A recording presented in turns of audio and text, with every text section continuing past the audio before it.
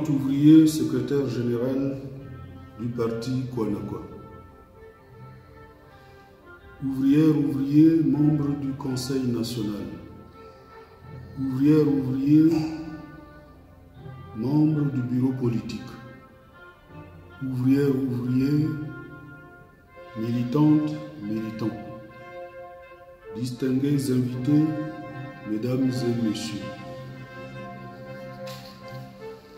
Je ne saurais bouder mon plaisir à l'image de vous voir de nouveau réunis contre vents et marées pour continuer à faire vivre les idéaux de notre cher parti politique, le Kwanakwa, à l'occasion de la 3e session ordinaire du Conseil national dont les travaux se déroulent à Bangui et à Bossangwa du 12 au 18 août. C'est la preuve que le KNK a atteint l'âge de la maturité et que rien ni personne, aujourd'hui ou demain, ne pourra le faire imploser ni voler en éclats. Car lorsqu'une œuvre humaine est ancrée dans les convictions les plus affermies, elle devient indestructible. Les éléments les plus fragiles, les moins déterminés et les plus manipulables d'entre nous nous ont abandonnés pour rejoindre d'autres bords. Tant mieux, que grand bien leur fasse. Pour ma part, je voudrais saluer les hommes et les femmes, les ouvrières et les ouvriers, qui n'ont pas déserté nos colonnes, qui n'ont pas sacrifié leurs âmes à l'appât du gain facile. Ouvrières et ouvriers, distingués invités, mesdames et messieurs, plus les jours passent, plus se confirment les analyses que je vous exposais lors de notre dernière rentrée politique. La République centrafricaine, notre pays bien-aimé, est victime de ses richesses. Les scandales qui se succèdent autour de l'exploitation de l'or, sans respect des règles de l'art et en détruisant l'environnement, ne sont que la partie émergée de l'iceberg. Les enjeux encore plus importants restent pour l'instant occultés. Les pays qui ont favorisé le désordre de 2013 n'avaient en vue que leurs intérêts propres et égoïstes, et non l'avenir de la République centrafricaine. Le sens de l'effort personnel et collectif et la rigueur dans la gestion de la chose publique ayant déserté le paysage politique, c'est aujourd'hui le champ libre de profiteurs de tous les acabits pour un enrichissement rapide et facile. Ces pays, dis-je, ont un instant perdu de vue que seul le développement de la République centrafricaine et l'exploitation rationnelle de ses ressources naturelles dans l'intérêt de sa population pouvaient assurer à notre pays la stabilité nécessaire qui aurait sécurisé leur accès aux matières premières stratégiques, le pétrole et l'uranium. La crise énergétique reste récurrente avec les délestages qui s'ensuivent et la pénurie d'eau frappe durement les ménages centrafricains. Je ne vous apprends rien, vous le vivez dans votre chair tous les jours. Enfin, l'insécurité qui continue de régner dans l'arrière-pays et qui a vu successivement au mois d'avril et de mai dernier des tueries de masse dans la ville de Zamba, préfecture de la Basse-Koto, et le massacre de 46 civils à Pawa, préfecture de Luampende,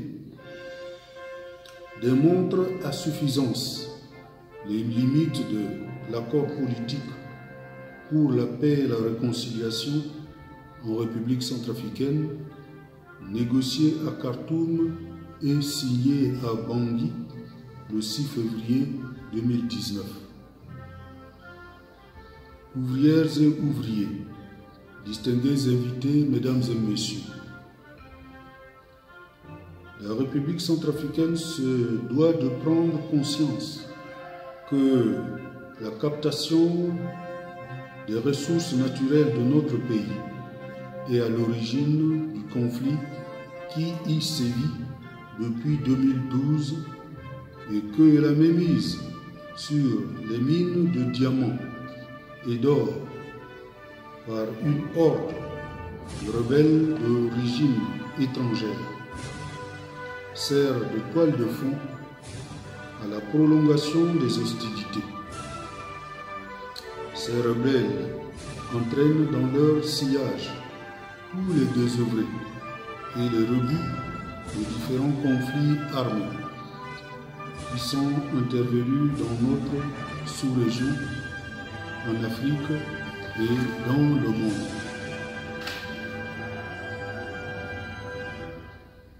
Aussi n'accepteront-ils jamais que la puissance publique exerce de nouveau son autorité dans les zones qu'ils occupent.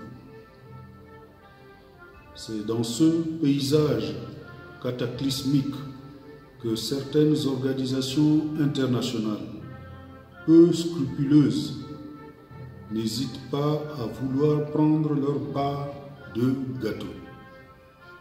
Puisque la Centrafrique, ces non-États, disent-ils, serait morte. Il est à la mode de se ruer à la cuvée et de se partager sa dépouille. Mais que l'on ne s'y trompe pas, un pays ne meurt jamais. La classe politique centrafricaine doit resserrer les rangs et mener urgemment une réflexion globale en son sein sur la mise en valeur des ressources naturelles de la République centrafricaine, puisque c'est le nœud du problème. Je l'ai déclaré dans un passé récent et je le redis.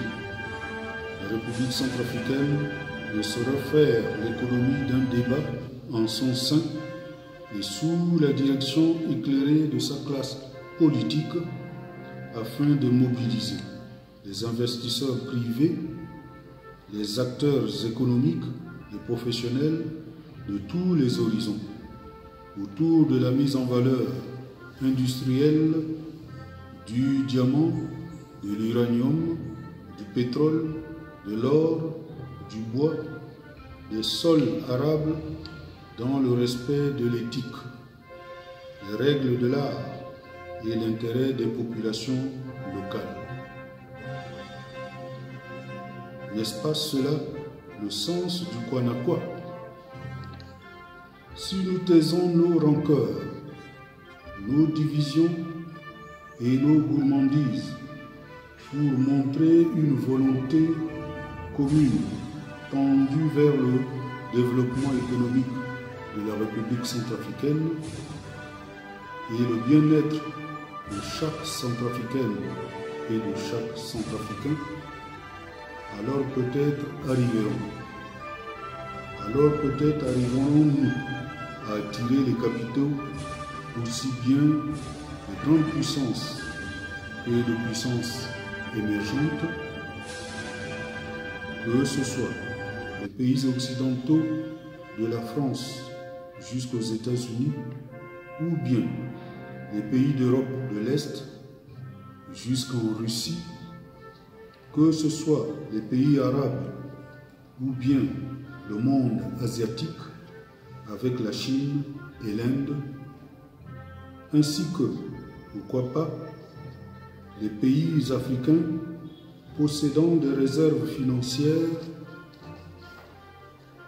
et désireux légitimement de les investir dans des activités rémunératrices. La sécurité, la paix et la démocratie stable s'inviteront alors d'elles-mêmes autour de la table du destin de la République centrafricaine.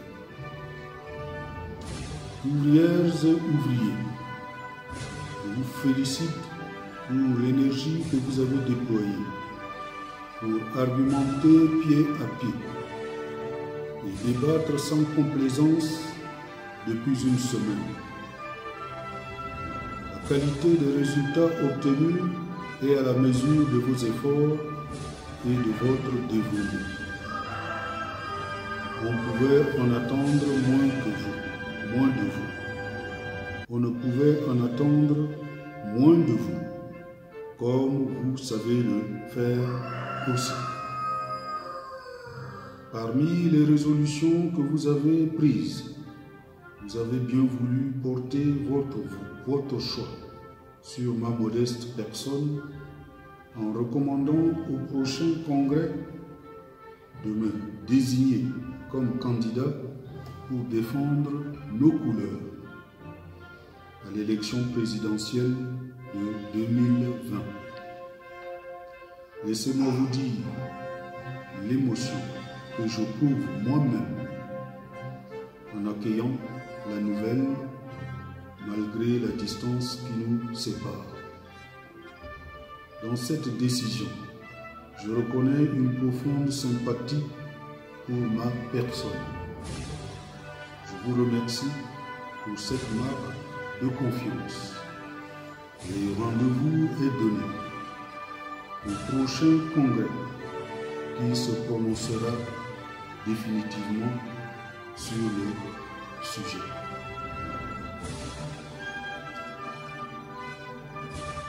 Ouvrières et ouvriers, distingués invités, mesdames et messieurs, avant de clore mes propos, permettez-moi de remercier tous les partis politiques amis, toutes les autorités et toutes les personnalités politiques, les notables, les religieux, la jeunesse, les femmes qui ont bien voulu se trouver à nos côtés en cette journée solennelle. Nous avons en partage, j'en suis convaincu, le souci commun de l'avenir de la République centrafricaine et du bonheur de ses habitants. Vive notre grand parti, le Kwanakwa. Vive l'Ouam qui coule. Vive la ville de Bosangwa. Pour que vive la République centrafricaine. Je vous remercie.